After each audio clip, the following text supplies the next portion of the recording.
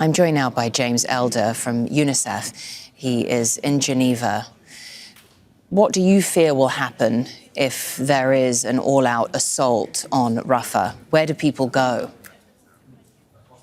We're just going to see catastrophe upon catastrophe. I think your last viewer and your correspondent captured it perfectly. There's nowhere to go.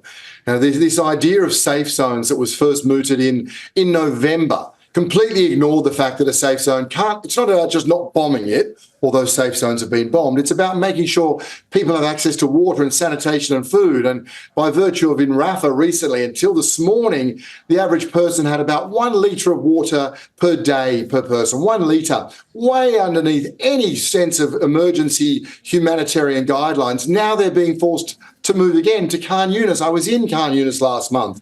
Khan Younis is rubble. As your correspondent said, Derry Buller is under immense attack. So we have language is very important here. The idea that people can go somewhere safe after they've moved 4 or 5 times, or the children I've met who are in tents in Rafah, having been in a hospital with amputations, and they should still be in a hospital, but such is the crazy number of children with wounds of war, there's a turnover rate. European hospital, of course, the biggest functioning hospital still in Gaza, my understanding is in that evacuation zone. That's 20,000 people taking shelter, much less the many hundreds and brave health staff. So, but as mind-boggling as this is, it seems to be happening, and it will be horrific.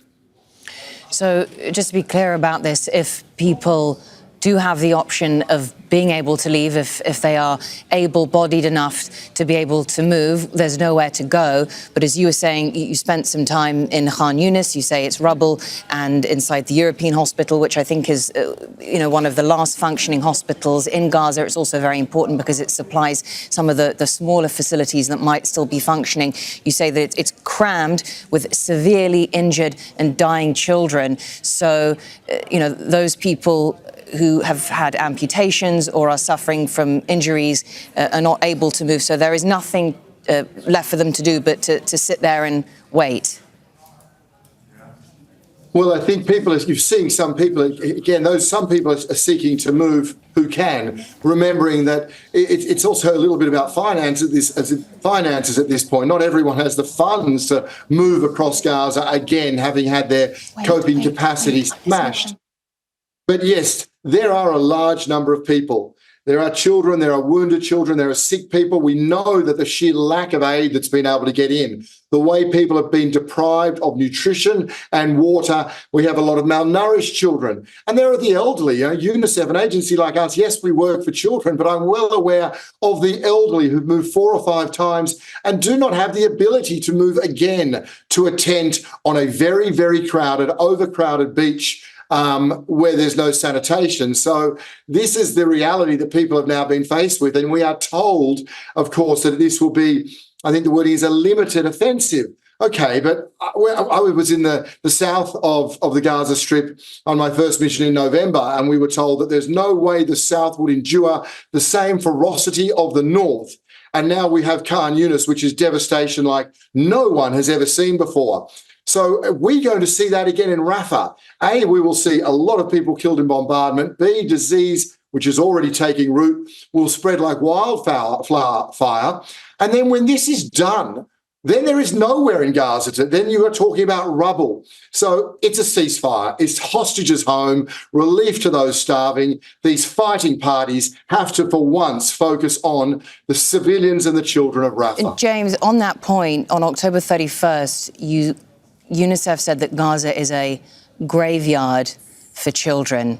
I think you have spent some 20 years with the United Nations. Just tell me briefly, what have you seen in Gaza City and in Khan Younis? The devastation I saw there is like nothing I've seen, as you say, in my 2 decades. But I also reached out to colleagues and friends who'd worked through other crises, big crises of this century, who also had not seen the sheer scope of that. Everywhere you would turn, 360 degrees was rubble. And this speaks again to what we've been saying for months, is the indiscriminate nature of this. You don't destroy hundreds and hundreds of housing blocks, not a single standing university or functioning university in Gaza. That only happens with a particular intent.